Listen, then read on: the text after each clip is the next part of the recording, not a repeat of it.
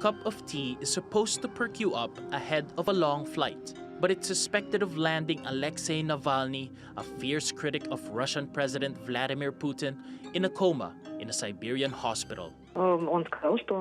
He said that he felt unwell and asked me for a tissue. He had the sweats. I asked if water would help him. He said no, that he had to go out.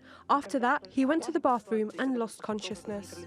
Kira Yarmish was with her boss on the flight from Tomsk to Moscow. She suspects Navalny was poisoned, a diagnosis doctors are still trying to confirm. Naturally, poisoning is considered as one of the possible reasons for the deterioration of his condition. But there are a number of acute states that could lead to the same clinical signs. Navalny's Anti-Corruption Foundation has long accused Putin's regime of widespread graft. It highlights lavish lifestyles of Putin allies supposed to be living off modest government salaries. Russia has labeled the group a foreign agent, and the foundation was forced to shut down in July after it was ordered to pay a $1.4 million fine in a libel suit brought by a caterer linked to the president. The Kremlin has denied any part in Navalny's current medical condition and is wishing him well. The doctors do whatever is necessary. The best doctors in Omsk are involved. Of course, we wish him a speedy recovery, like any citizen of our country. Navalny has been the target of alleged toxic attacks at least 2 other times. It's a danger that seems to follow other Kremlin critics around. In 2018, former double agent Sergei Skripal survived a nerve gas attack in the UK. And in 2006, ex-Russian spy Alexander Litvinenko died after drinking tea laced with poison. It's a fate Navalny's supporters hope he'll escape. Paolo Montecillo, TRT World. Well, for more, let's go to Russia specialist Vera Rogova in Frankfurt. She's a research associate at the Peace Research Institute. Welcome to the program, Vera. Now, this is the second time that Alexey Navalny was possibly poisoned. We know it hasn't yet been confirmed that this latest case is in fact a poisoning. But do you believe this is such a case, and who would be responsible?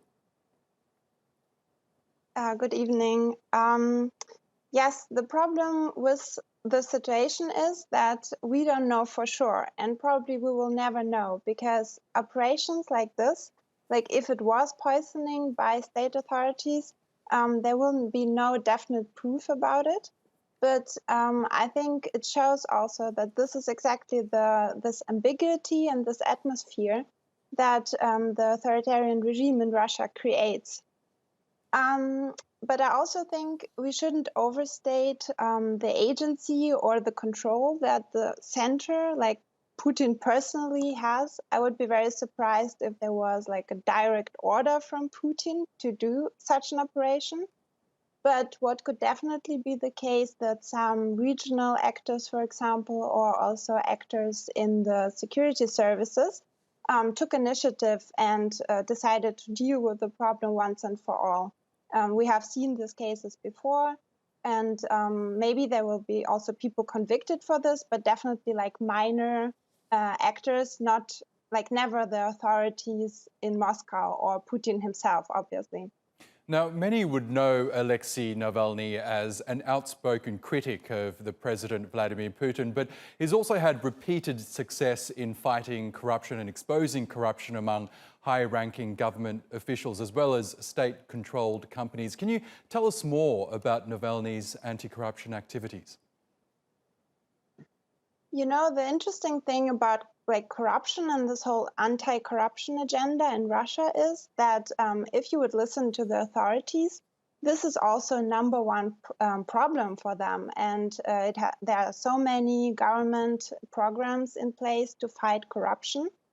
But where the state authorities and FBK, the anti-corruption fund from Navalny, differ, obviously, is in the targets of these investigations. So as you have mentioned, Navalny and his co-workers, they have targeted really like state officials like the former president Medvedev and have exposed his like wealth and also many oligarchs who are very close to the regime and really crucial for regime survival. And this is what makes his activism so political and also such a problem for the authorities in Moscow. And I think that FBK has done a really very good job to draw, public attention to the issue of corruption by using, for example, social media and producing videos. They have drawn a lot of public attention to the issue and motivated people to actually express their, discontent with the regime and have politicized the Russian public. Now, FBK, of course, is Alexey Navalny's anti-corruption fund, which was forced to close in July because it was imposed a very high fine, $1 million plus. But with that foundation closed, why was Alexey Navalny still seen as a threat? Yes, this is a very good question. Actually, I would also say, and I would like to draw attention to another project of Navalny, which I think is more political and more of a problem right now, and this is Умное голосование, or the smart vote.